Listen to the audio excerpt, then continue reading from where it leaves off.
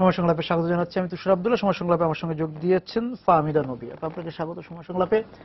এমনি আপনাকে জানতে চাই যে এই যে গানের সঙ্গে থাকা, গানের সঙ্গে চলা, এই গানের সঙ্গে থাকা চলার মধ্যে কি কখনো একলা মনে হয় যে আমি একলা আছি গানের সঙ্গে নাকি? খুবই ভালো, এটা সবচেয়ে সুন্দর। কারণ আমি অনেক ভেবে দেখেছি যে শিল্পীর কিন্তু আসলে কিছুটা সময় হলেও একা থাকা উচিত, একার সাথে একা না হলে কিন্তু আসলে হবে না। কারণ এত ভিড়ের মধ্যে থাকতে হয় যে একার সাথে থাকতে পারলে সঙ্গীতের সাথে শুধু, তাহলে হয়তো ভালো কিছু তৈরি হবে। আর ভালো লাগে, আমার ভালো লাগে একলা থাকতে। একলা থাকতে।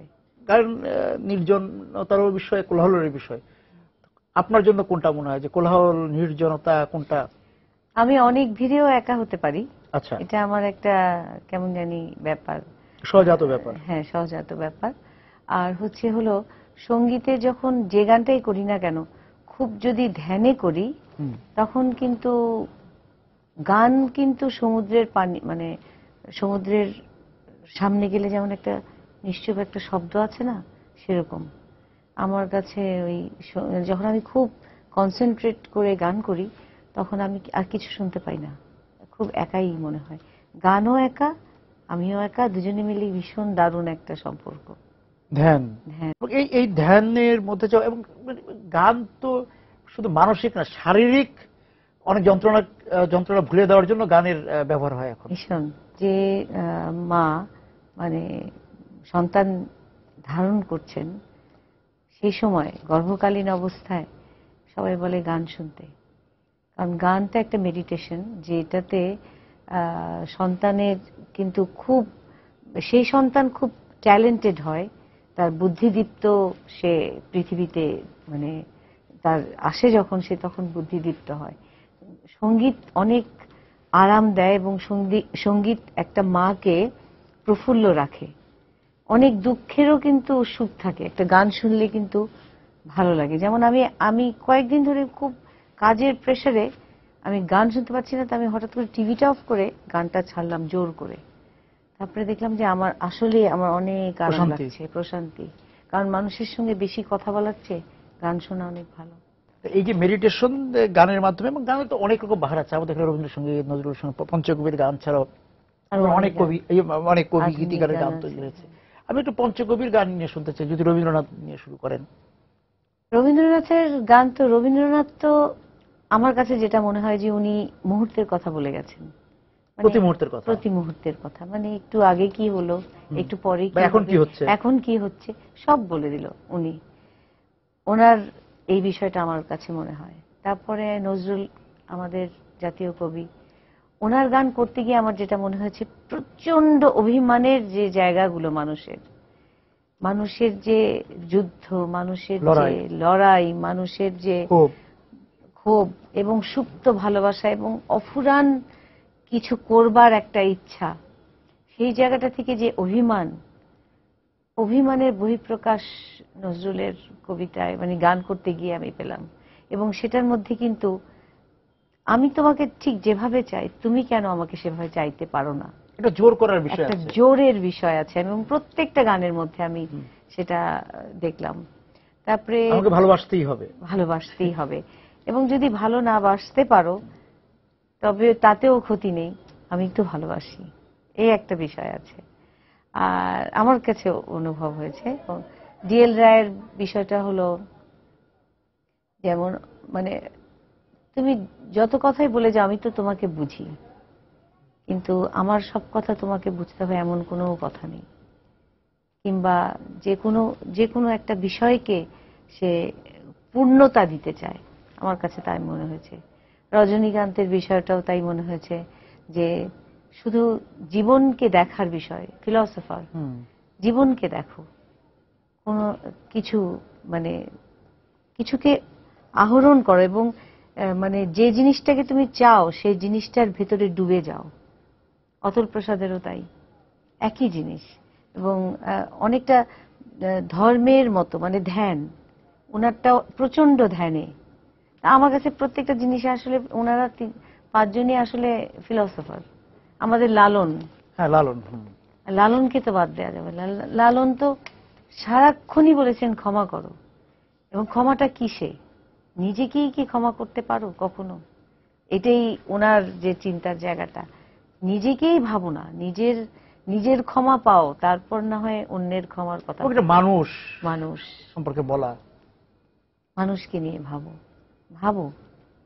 এবং এই যে সেটা বললেন যে এক ধরনের ধ্যান, ঈশ্বর এবং মানুষের যোগসূত্র হচ্ছে গান, গানের মাধ্যমে মানুষের জয়গান গাওয়া, এই প্রেমের কথাটা যে বলা, এই প্রেম ঈশ্বরের সঙ্গে মানুষের সঙ্গে প্রেম, এই বিষয়গুলোতে আসছে। আপনি পঞ্চগড়ির কথা বললেন, লালনের কথা বললেন। সবারই প্রেম ছাড়া আসলে কিছু হবে না।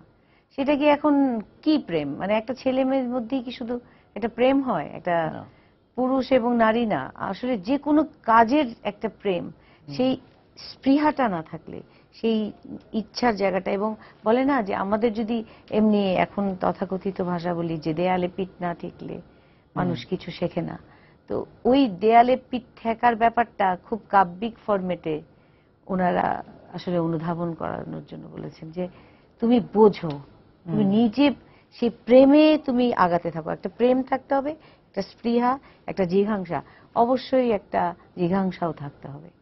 এই যে এই পঞ্চকবির গান, লালনের গান, আমাদের বাউলদের গান নিয়ে যদি আপনি বলেন যে আমাদের বাউলরা যে গান, আমাদের এই যে লোককবিরা যে গান গিয়েছেন, সেই গানগুলো নিশ্চয়ই আপনি। অবশ্যই বাউলদের গান, যে তারা তো আসলে সবসময়, আমি এক বাউলের সঙ্গে আমার দেখা হলো, সে আসলে নিজের কথাই বলে, কিন্তু সব মানুষকে নিয়েই আসলে নিজের কথা, সব মানে সব জিনিসটাকে ছেড়ে দাও।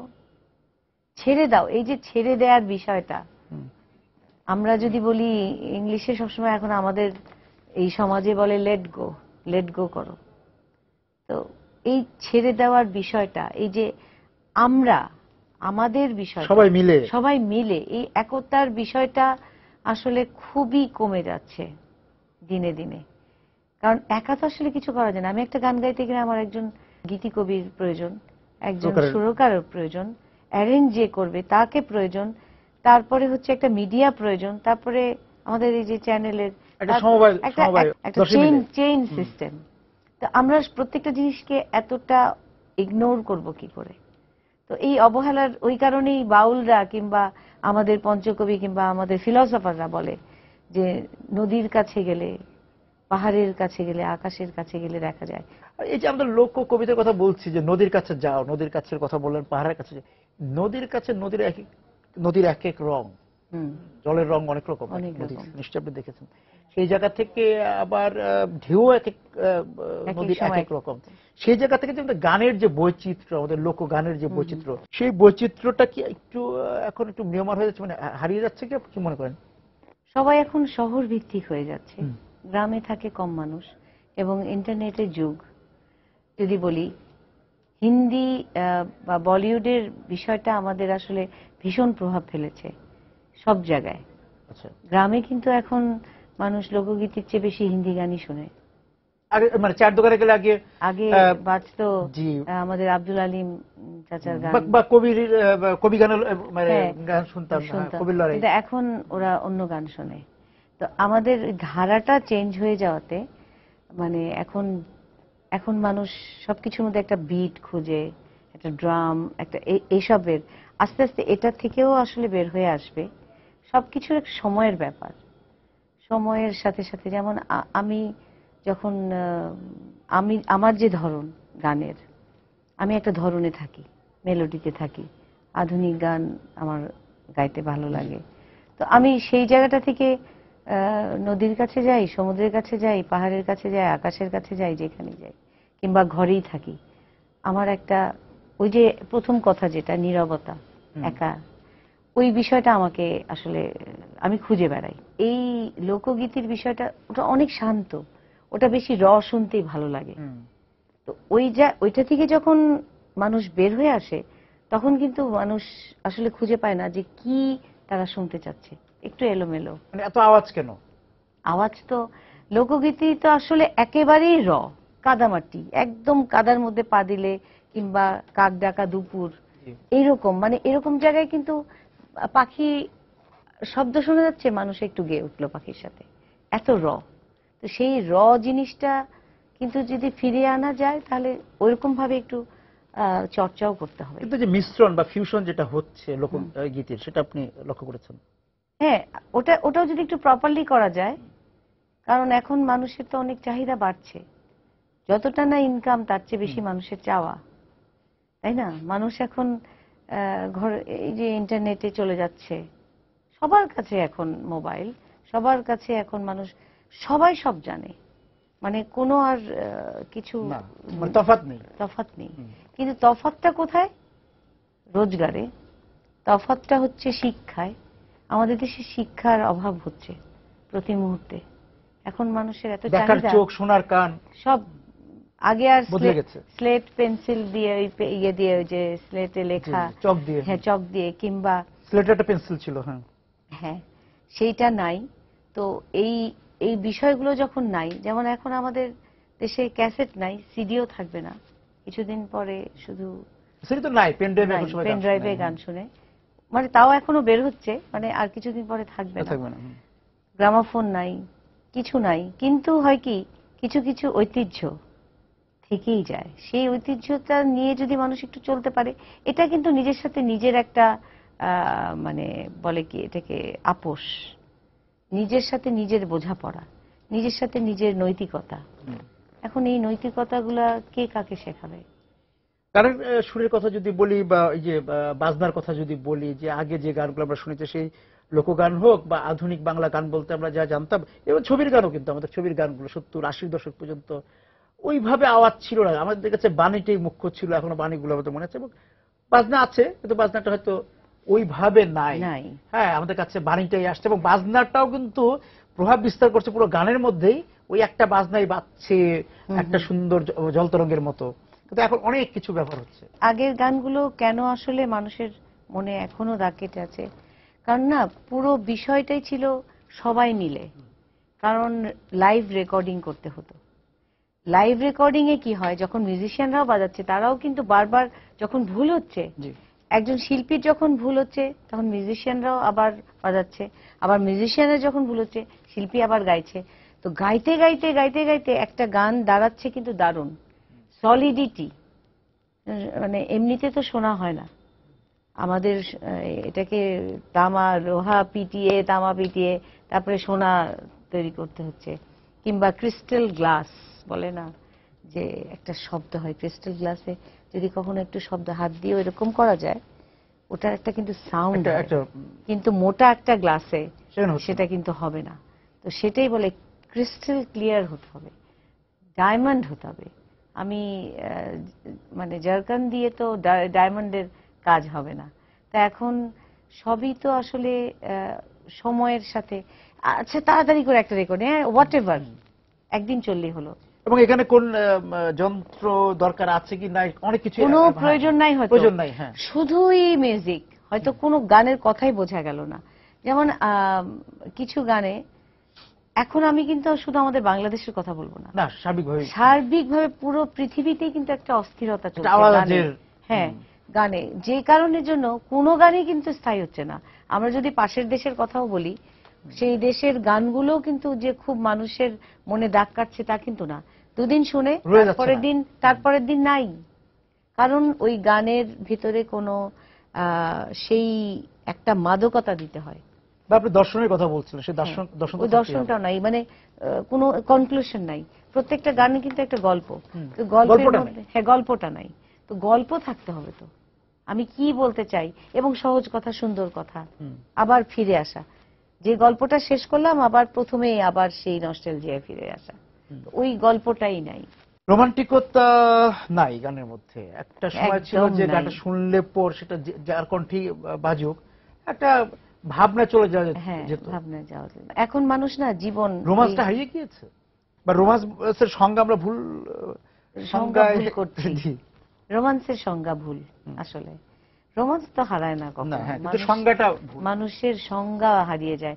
মানুষের এখন রোম্যান্স আগেকার দিনের ছিল যে দেখা হলো, চোখে চোখে কথা হলো, অনেক কথা হয়তো বলা হলো না, কিন্তু এখন মানুষ হাই হ্যালো, কেমন আছো, জোস, এটা সেটা অনেক কিছু করতে হচ্ছে। হ্যাঁ, মানে অঙ্গভঙ্গি অনেক বেশি। আগে কিন্তু এত অঙ্গের ব্যবহার ছিল না এখন, বাট সেগুলো আছে সবার ভিতরেই। সত্যিকারের যেটা ভালোবাসা, সেটার মধ্যে আসলে ওই জিনিসগুলো যখন সত্যি সত্যি কেউ অনুভূতিটা কমে যায়, তারপর একজন আরেকজনকে অনুভব করার জায়গা বা আত্মিক যোগাযোগটা যখন কমে যায়, তখনই ওই এত কিছুর প্রয়োজন হয়। মানে আমরা আমাদের বাংলা ছবি যে চলচ্চিত্র ছিল সেখানেও ইশারায় অনেক গান হয়েছে। আমরা দেখেছি নায়ক নায়িকাদের মধ্যে দূরে থেকেও ইশারাতেই তারা অনেক গান গেয়েছেন, কিন্তু এখন ইশারাতে হচ্ছে না, তাদেরকে মানে অনেক রকম মার্শাল আর্ট অনেক কিছু করতে হচ্ছে। এই যে গানের ভাষাটাও বদলে গেল। আপনি নিশ্চয়ই চলচ্চিত্রের গানের আপনি নিজেও গিয়েছেন, আগেও যখন রুনা আপা বা সাবিনা আপারা গান গেতেন, নীলুফার আপারা গান গেতেন, এই যে গানের ভাষাটা বদলে যাচ্ছে, বদলে গেল, এটা নিয়ে যদি একটু বলেন। ভাষা বদলালে একদম চলচ্চিত্রের গান নিয়েও বলতে পারেন। হ্যাঁ, ভাষা বদলালে প্রবলেমটা কি, ওটা স্থায়ী হবে না। মানুষ স্থায়িত্ব খুঁজে, তো মানুষ নিজেকে তো একটা পর্যায়ে নিয়ে যেতে চায়, যে যত কিছুই বলুক না কেন। আমি একজন ছবি বানালাম বা আমি একজন গান গাইলাম, আমার কিন্তু একটা লক্ষ্য থাকে যে আমি আসলে, আমাকে কোনো না কোনো সময় একজন মানুষ বলবে তুমি একটা ভালো ছবি বানিয়েছো, কিংবা তুমি একটা ভালো গান করেছো। ওই জায়গাটায় যেতে চায়, কিন্তু তাদের ওই যে ভুল, একটা মারদাঙ্গা গান হলো, আরে জোস, কথাটা আইটেম সং হচ্ছে। হ্যাঁ, আইটেম সং, ওটা হচ্ছে কি সময়ের দাবি, কিন্তু ওই ছবিতে আরো হয়তো 5টা গান আছে, তার মধ্যে ওই আইটেম সং এর পরেও মানুষ কিন্তু খুঁজে ওই গানটা, একটা গান, যে গানটা আসলে মানুষের মনের কথা বলবে, ঘরের ভিতরের কথা বলবে, ডাল ভাতের কথা বলবে, পোলাও না। আপনার কাছে মনে হয় যে আইটেম, মানে আমাদের চলচ্চিত্র 90-এর পরবর্তী সময়গুলোতে অশ্লীলতায় ভরে গিয়েছিল, একটা জোয়ার এসেছিল অশ্লীলতা, সেই জায়গা থেকে আপনার কাছে মনে হয় যে অশ্লীলতা থেকে ছবিটা বের হলো, আমাদের চলচ্চিত্র বের হয়ে আসলো, এসে আবার আইটেম সং এর নামে আবার ওদিকে যাচ্ছে? আসলে আমরা তো ভীষণ মানে অনুকরণ প্রিয়। আমরা ভাবি যে পাশের দেশে যা হচ্ছে আমাকে তা করতে হবে, কিন্তু পাশের দেশে যা হচ্ছে ও তার পাশাপাশি কিন্তু ওরা এমন একটা গান রাখে, আমি দেখেছি যে ওই গানটাই কিন্তু মানুষের মনে জায়গা করে নেয়, যেটা একটু স্লো, যেটা একটু রোমান্টিক, ওই গানটাই, স্লোগানটাই। হ্যাঁ, কিন্তু ওই আইটেম সংটা কেউ মনে রাখে, আইটেমটা নিয়ে যায় কিছুক্ষণ, মানুষ তো এন্টারটেইন হতে চায়, চোখের দেখা, চোখের আরামের জন্য মানুষ 3 ঘন্টা সিনেমা হলে বসে একটা আইটেম সং দেখলো, আচ্ছা, কিন্তু মেইন স্টোরিতে গেল, মেইন গানটায় গেল। মানুষ ওই যে আগে ভাত খাওয়ার আগে বা কোথাও আমরা রেস্টুরেন্টে যখন যাই, স্টার্টার দেয়, আমরা ওটাতে ওয়ার্ম আপ হই, তারপরে দেন মেইন ডিশে যাই, তারপরে যাই ডেজার্টে। তো সুতরাং সেই 3টা তো পর্যায়ে থাকতে হবে, তো ওই ডেজার্ট পর্বটা তো আসলে মেলোডি সংটা, তো সেখানে যদি না যায়, তা আমাদের ওই ভুল তো এখানেই, ডিরেকশনের ওই জায়গাটায়, যে আমরা ওই আইটেম সং দিয়ে মনে করি আমরা অনেক কিছু জয় করে ফেলবো। আসলে জয় করতে গেলে ওই আবারও ওই ফিলোসফারদের, আমাদের ওই পঞ্চকবিতে আসতে হবে, যে আসলে আমাদের ধ্যানে যেতে হবে। আপনি তো এই যে আপনার যে পথ পরিক্রমা, সেখানে তো আপনি বদলে যাননি, আপনি আপনার জায়গাটা ঠিক রেখে চলছেন। কারণ আমার প্রতি মুহূর্তে মনে হয়েছে যে আমি বদলে গেলে আমার অডিয়েন্স যে আমি তৈরি করছি, তারা তো আমাকে আসলে নিবে না, তারা আমাকে একটা পর্যায়ে ভুলে যাবে। আমি চাই না আমাকে ভুলে যাক কেউ, আর আমি যদি না চাই আমাকে কেউ ভুলে যাক, তাহলে আমি যে পথ পরিক্রমায় ছিলাম আমাকে সেখানেই থাকতে হবে। আসলে প্রতিদিনই নিজেকে বিশ্লেষণে, প্রতিদিনই নিজেকে তৈরি, নিজেকে নতুন ভাবে তৈরি করা, নিজেকে ভাঙ্গা, সেটা ঠিক আছে, সব ঠিক আছে, কিন্তু পুরনোকে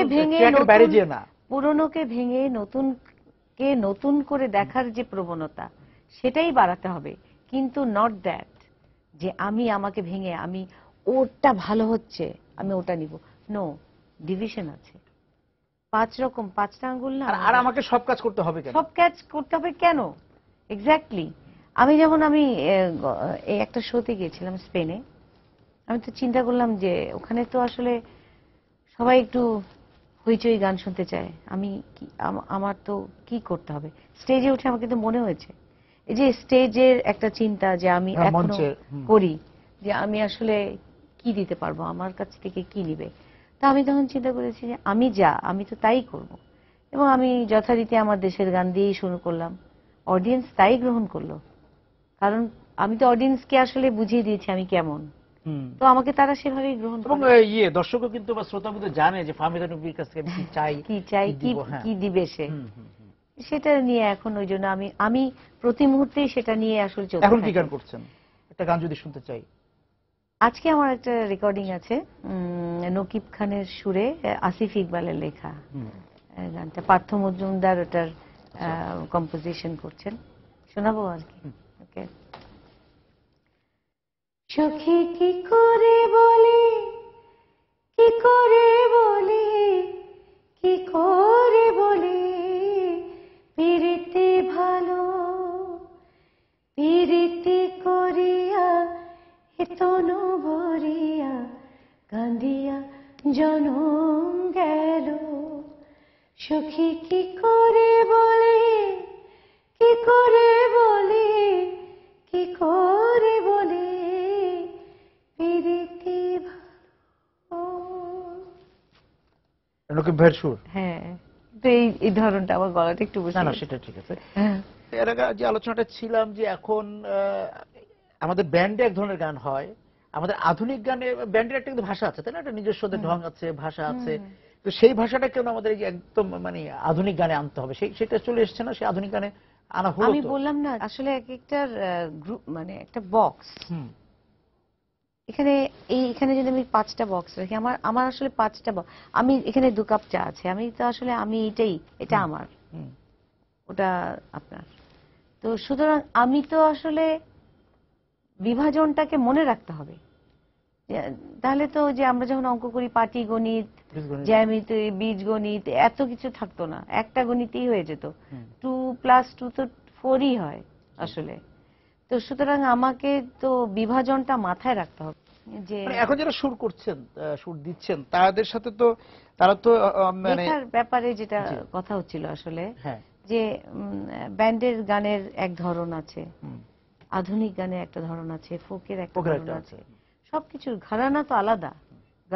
একটা কীর্তন হবে, আমাদের যে ঠুমরি খেয়াল, সেটার একটা আলাদা, যেমন খেয়ালের অল্প কথা থাকে, ওটাকে ভেঙে ভেঙে গাইতে হয়, ওটার বাইরে যদি আমি খেয়াল করতে চাই হবে না। তো প্রত্যেকটার মাপটা তো মনে রাখতে হবে। যে অঙ্কের বিষয়টা, যে মাপ, আমরা মাপ ভুলে গিয়েছি, হয়তো যারা গান করছে সব সব জায়গাতে হয়তো হবে, সেটাই আমার একটা বড় কৃতিত্ব বা আমার সৃজনশীলতা বলতে পারি। এক একজনের কাছে এক এক রকম সৃজনশীলতা, যে যেমন ভাবে দেখতে চায় জীবন। স্কেলের মাপ কিন্তু না ভেঙে করতে হবে, না ভেঙে করতে হবে, স্কেলটা ভাঙা যাবে না। আবার খাতাটাও কিন্তু এই চারকোনাই থাকবে, লম্বা খাতায় লম্বা লেখা হবে, কিন্তু সব লেখা হবে না। নিরীক্ষা সবসময় চলেছে আপা, তাই না? কিন্তু তারপরও আমাদের এটাকে অনুকরণটা একটু বেশি হচ্ছে কিনা, যে আমরা কিন্তু গান তো সবসময় নিয়েছি, আমরা বব ডিলানের গান নিয়েছি, আমরা আমাদের সচিন কর্তারা নিয়েছি, আমাদের রবীন্দ্রনাথ তো বাইরের গান নিয়েছে, বাইরের সুর নিয়েছে, তাই না? নজরুল নিয়েছে। যেটা হয় যে আসলে আমাদের তো পরীক্ষা নিরীক্ষা চলবেই, এক্সপেরিমেন্টও চলবে, কিন্তু মানুষের মনকে তো আসলে ভাঙা যায় না। মনের বিষয়টা কিন্তু বলা যায় সহজ, বলা যায় জটিল। তো সেখানে মানুষ আসলে মানুষের মন স্পর্শ করতে পারছে কিনা। আবার কমন একটা জায়গা আছে মানুষের মনের, আচ্ছা, যে কোনো মানুষের সেই কমন জায়গাটা হলো একটা সহজতাকে খোঁজা, সহজ মানুষকে খোঁজা। হ্যাঁ, সহজ সব জিনিসকে মানুষ, কোমল জায়গা আছে, কোমল জায়গা। তো ওই জায়গাটা কিন্তু মানুষের শাশ্বত, ওটাকে কিন্তু ভাঙা যাবে না। ওটার মাপটা একদম স্কেলের মতো, এই যতটুকু হয়। আর অঙ্কের হিসাবটা, যেমন আমি যতই ভেঙে গান করি না কেন, আমাকে ওই মাপের মধ্যে আসতে হবে। ভীষণ একটা অঙ্ক গান, কিন্তু ভীষণ একটা অঙ্ক। কিংবা যদি বলি ছবি 3 ঘন্টার, আমি যদি বলি না আমার 1 ঘন্টায় ছবি সিনেমা শেষ করব, আসলে হবে না। মানুষ শিল্পটা বড় অঙ্কেরই জায়গা, হ্যাঁ, একটা সূত্র মেনে চলতে হয় সেখানে। হ্যাঁ, একদম ওই সূত্রটা মেনে না চললে আসলে হবে সবই, কিন্তু ওটার স্থায়িত্বটা থাকবে না। আমি একটু যেতে চাই যে আপনি নির্ঝর ভাইয়ের যে এক নির্ঝরের গানের যে আছে, সেটা নিয়ে যদি একটু কথা বলেন। এই এক নির্ঝরের গান আসলে যখন প্রথম থেকে শুরু হয়, 2007 থেকে আসলে আমার লুকোচুরি গানটার পর থেকে আসলে শুরু হয়। তো তখন থেকে আমি আসলে এটার সাথে সম্পৃক্ত। তো তখনই আমার অনেক গান হয়েছিল, এরপরে আস্তে আস্তে এনামুল করিম নিঝর অনেক গান লিখে ফেলে এবং খুব তাড়াতাড়ি গান লিখতে পারে, সুর করতে পারে। সুরের মধ্যে একটা মেলোডি আছে, অনেক 60s এর একটা ফ্লেভার আমি পাই। নতুনরা এসছে না, অনেক নতুন, যেটা ইয়াং জেনারেশন, মানে 9 জন কম্পোজার এখানে কাজ করেছে, মানে সিনিয়র জুনিয়র, আর 45 জন গান করেছে। এবং এখানে ভেঙে অনেক ধরনের অনেক রকম গান অনেককে দেওয়া হয়েছে। তো সবাই মিলে কাজ করার যে এই যে হ্যাঁ, একটা টিম ওয়ার্ক। এবং আমি নিঝরের গানের যেটা বিষয় একটু বলবো, যে স্টুডিওতে সে প্রত্যেকটা গানের সময় 101টা না, আরো বেশি হয়েছে আসলে, অনেকগুলো গানের মধ্যে থেকে 101টা কে রিলিজ করা হয়েছে। তো প্রত্যেকটা গানের রেকর্ডিং এর সময় সে ছিল নিজে। আচ্ছা। এবং প্রত্যেকটা গানের কথা, সুর, ইয়াং জেনারেশন, অনেক ইয়াং ছেলে মেয়েকে খুঁজে খুঁজে বের করে হ্যাঁ গান করেছে। এবং প্রত্যেকটা গানের মধ্যেই ওই ইমোশনটাকে নিয়ে আসার একটা আছে, মানে একটা কি বলবো, চেষ্টা, সব সম্পূর্ণভাবে একটা চেষ্টা। নতুন যাদেরকে পেলেন, যাদের সঙ্গে তাদের মধ্যে অনেকে ভালো গান করেছে। যেমন মৈত্রী একটা মেয়ে আছে, খুব ভালো গান করেছে। তারপরে হচ্ছে রুমানার মেয়ে প্রেমা। আচ্ছা আচ্ছা। হ্যাঁ, তারপরে মানে আরো অনেকে এবং নতুন নতুন মিউজিক যারা কম্পোজিশন করেছে, টেকসই হওয়ার মতো গলা, এক একজন ওদের এক একটা ফরম্যাট আছে কিন্তু। আচ্ছা, একটা ঘরানা আছে। হ্যাঁ, ঘরানায় তারা বেশ ভালো গাইছে। কিন্তু আমাদের ক্লোজ আপের মতো, মানে আমরা যে জাজমেন্ট বিচারকে, মানে আমি একজনকে একটা প্ল্যাটফর্ম দিয়ে দিলাম, এখন প্ল্যাটফর্মটা আমাকে কেউ দিয়ে দিল, সেটা আমি রক্ষা করতে পারবো কিনা, রক্ষার দায়িত্ব কিন্তু আমার। আমি ভেবে নিলাম আর সাধনাই করলাম না, আসলে হবে না। তারকা হলাম কিন্তু আমি আসলে যথাযোগ্য শিল্পী হওয়ার চেষ্টা করলাম না। আসলে এই খেলাটাই কিন্তু মেইন। আমি তারকা হব, আমি শিল্পী হব না, এই জিনিসটা আসলে শিল্পী হতে হবে, তারকা না। আপনারাও তারকা হননি, আপনারা শিল্পী হতে চেয়েছেন, শিল্পী আছেন। আমি একটু নির্ঝর ভাইয়ের এই যে এক নির্ঝরের গানে নতুন কোনো গান থাকলে সেটা শুনে, সেটা দিয়ে আজকে অনুষ্ঠান শেষ করতে যাচ্ছি। আপনাকে অনেক ধন্যবাদ আমাদের সঙ্গে যোগ দেওয়ার জন্য। দর্শক, আমরা ফাহমিদা আপার গান দিয়ে আজকের সময় সংলাপ শেষ করব। দেখা হবে আপনাদের সঙ্গে আগামী দিন। সবাই সুন্দর থাকবেন। যে গানটা দিয়ে শুরু হয়েছিল আসলে এক নির্ঝরের গান, তো সেই গানটা শুনে খুব সুন্দর একটা গান। সবটুকু নিয়ে যেও না, অংশ বিশেষ রেখে যাও, যে থমকে দাঁড়ায় সে যায় চলে যায়, অবশেষটুকু অংশ বিশেষ রেখে যাও, সবটুকু নিয়ে যেও না,